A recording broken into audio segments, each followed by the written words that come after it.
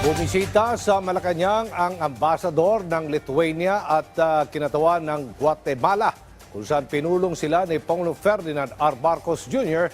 kaugnay sa edukasyon, agrikultura, teknolohiya at iba pang usapin. Yan ang ulat ni Alan Francisco.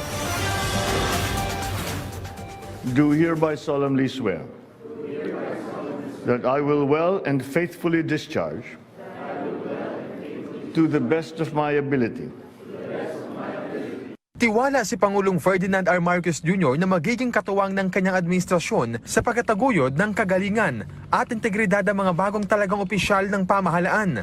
I trust that you will remain models of excellence and integrity, especially to your staff, stakeholders, and communities. Sinabi ito ni President Marcos nang pangunahan niya ang oath-taking ngayong araw sa Malacanang ni na National Commission on Indigenous Peoples Chairperson Jennifer Pia C. Buglas, Philippine Coast Guard Commander Vice Admiral Roy Echeverria at Special Envoy to the Republic of Korea for Digital Transformation Dennis Anthony Uy. Nanumpa rin sa Pangulo ang mga opisyal ng Bureau of Jail Management and Penology. Kasama rin sa mga nanumpa ang mga bagong opisyal ng Malacanang Press Corps, Press Photographers of the Philippines, Malacanang Cameramen Association at Presidential Photojournalists Association.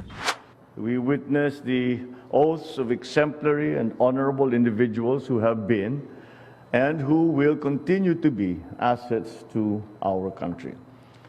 These individuals are leaders and trailblazers on their own professions, exemplars of patriotism, of excellence, and wholehearted service throughout their careers and endeavors.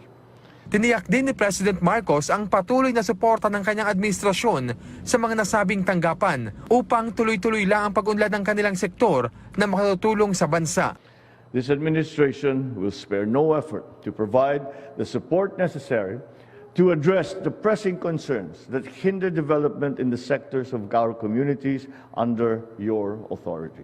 Pagtulungan natin maitaguyod ang bagong Pilipinas kung saan ang mga mamamayan ay namumuhay ng pantay-pantay, ng mapayapa, ligtas at makabuluhan. Nagkasundo ang Pilipinas at Lithuania na paigtingin ang paikpag-ugnayan sa larangan ng edukasyon, teknolohiya at cybersecurity. Sa pagbisita ng Ambassador ng Lithuania sa Pilipinas sa Malacanang kahapon, inilatag ng opisyal kay Pangulong Marcos ang iba't ibang technological solutions na maaaring makatulong sa Pilipinas. Kabilang aniya rito ang edukasyon, laser development, production at economic cooperation. Malugod naman ito tinanggap ng Pangulo at tiniyak na nakahandang makipagtulungan ng Pilipinas upang mapaigting ang ugnayan ng dalawang bansa. Sa sektor naman ng agrikultura, climate action at people-to-people relations sumentro ang usapan ni na President Marcos at kinatawa ng Guatemala nang bumisita ito sa Malacanang kahapon.